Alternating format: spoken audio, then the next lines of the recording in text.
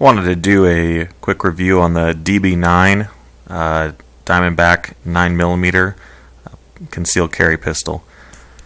I want to show a couple things that I did to modify the gun and show what holster and ammo that I'm using in it. First of all, this is the DeSantis pocket carry front pocket holster. You can also use it in your rear pocket if you like. The material on the outside is sticky kind of rubber, and the point of that is to kind of hold it in your pocket. When you pull the weapon, the holster should remain in the pocket. It's made very good quality, has a really nice snug fit.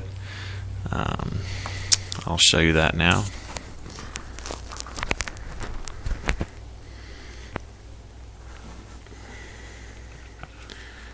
It slides in there, fits in there nice and tight. Pull it out, just kind of pops out of there.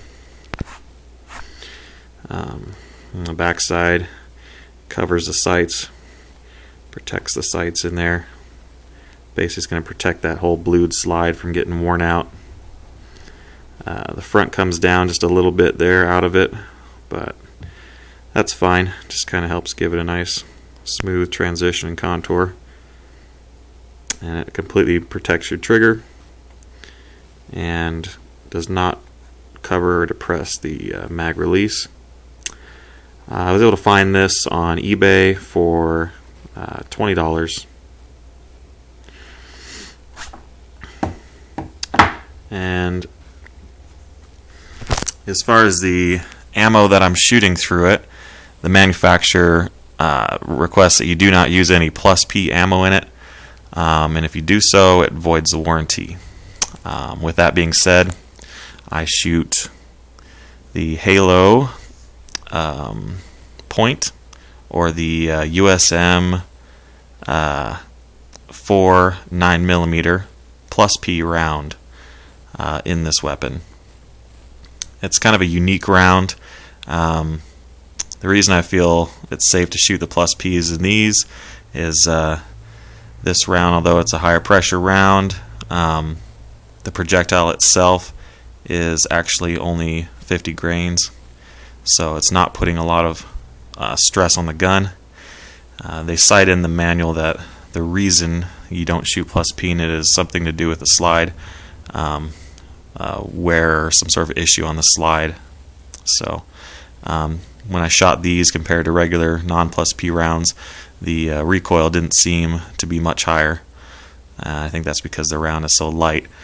But on another note, the gun cycles very easily and properly with these rounds, and it inspires you to be a little more trusting in the weapon with these rounds, knowing that it's going to cycle properly. Watched some videos on these Halo Point on YouTube and shot some myself, and they seem to be very accurate, and the ballistics look very promising on them as well. The bullet's traveling at around 2,000 FPS. But that's what I'm using, even though the manufacturer says not to. I think a lot of the reasons the manufacturer may have went that way was because the weapon originally had some issues, and they've resolved most of those issues with the weapon, as far as I know. They reinforced the barrel, redesigned the feed ramp, as well as adding in extra what they called a pin, frame pin, to help keep the frame stable and together. Used to have a problem with these pins working their way out, and they added gnarled pins, which still didn't fix the issue. So then they redesigned and added another frame pin. I'm not sure what all the different upgrades and modifications they've done to the gun since it's come out, but from my understanding, the gun is quite reliable now. Other than that, some modifications I've done just right out of the box that I wanted to do to it. The mag, first of all, comes with about a 1/4 inch extender for your pinky here. I don't really like that. I know it helps you supposedly get a better grip on the gun when you're shooting it, but the the main purpose of this gun is a pocket carry for me, so the more concealable, the better it fits in my pocket, the more this gun serves its purpose. And I took off that about a 1/4 inch, rounded it the entire way right here along the sides, and feels factory, looks factory, and it goes really nicely in and out of the pocket without catching. So that's one of the mods that I did that I like a lot. And you can see it looks good on the gun. I wish the magazine would fit in there like that, but it has a little bit of a gap there. Other than that, another thing that I noticed is the little beaver tail back here was pretty long and came out, and what happened is this was longer than the back strap of the gun, so you actually would be increasing the length of the gun overall. And in many pocket carry situations, I looked at it and I noticed that this would be sticking up out of the pocket or sticking up past the wallet holster when everything else was concealed. So this is a little long. I went ahead and used my Dremel tool once again and rounded this out, and it used to be more of a kind of an oval shape to it. Now if you look at it, if you were to put two halves together, it would make more of just a circle. And I rounded and smoothed that down in all directions, and I brought it down probably about 1/8 of an inch. Took probably about 1/4 of an inch off the lip here, so took the profile down about 1/4 of an inch, the length of the gun, down by about 1/8 of an inch. This is still a little bit longer than the back strap, but when you set on a flat surface, it pretty much sits at about 90 degrees to that surface, so you know that the back strap and this beaver tail here are about the same. And with my hands, I know some people want to leave that on there because when they hold the gun, their hands tend to get up high close to that slide and you get some slide bite. But with me, when I grab it, my hands pull down and away from it, and I don't really get anywhere near that slide and don't have any problem with that. So this is actually more comfortable for me. It's smoother now, and just helps overall in concealment. Other than that, another modification I did is to the barrel, and I sanded and reshaped the feed ramp.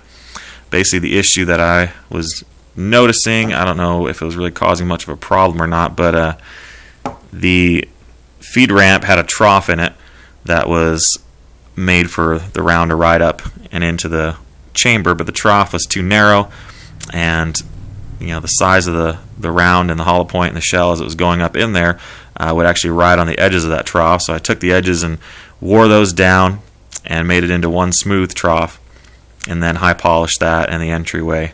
Now the bullet goes in there, the whole round will go in there really smoothly, and I'll go ahead and show you that if I can.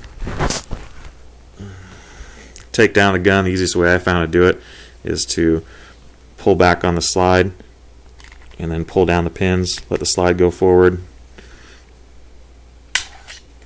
pull the trigger, release it. Alright, and then taking this out, I've also noticed if you hold this back spring here at the same time as holding this front spring and then gripping it, it's a little bit easier to get out, but this spring has a lot of pressure on it.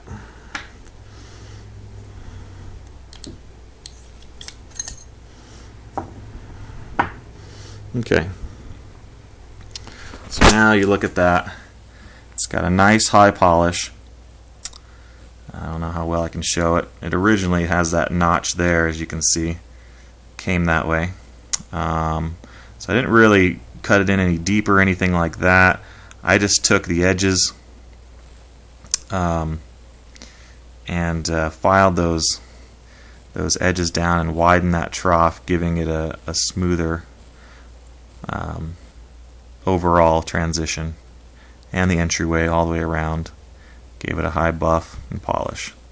So those are some of the things I did to make this gun, to make it a little more reliable and make it just serve my purposes a little better. I do like the gun. It shoots very accurately. I'm sure you've watched other videos on YouTube. You've seen people shooting it very accurately. That is correct. The gun is incredibly accurate for how small it is. Gun feels good to shoot, and it's not too hard to conceal. But I would note that, you know, in a lot of stylish pants and things that you might wear that are a little snugger fitting, you know, you're probably going to be better off with something like the LCP. The LCP overall, the shape of the LCP, the design of the LCP is better for a holster-less pocket carry if you just want to throw it in your pocket. This gun here, you kind of need a holster to break up the profile of the gun, because the gun is very gun-like when it's in your pocket. The shape of the gun is very prominent, and that's because I think the slide is just very squared and boxy, and everything just shows very well as a gun shape, whereas an LC9 has a lot smoother rounded edges to it. Even the slide on an LC9, where the tip kind of contours closer down to the barrel and things like that, so when it's in your pocket it just smooths out and you can't really see it. Plus the LCP is smaller overall, but it's a 380, and this is a 9mm, so you know, I like to carry this more so. That concludes really the video for what I have on it now. Maybe I'll post some more later if I do some more stuff to this, but for right now this is how I have it, and I like the gun a lot. I recommend it.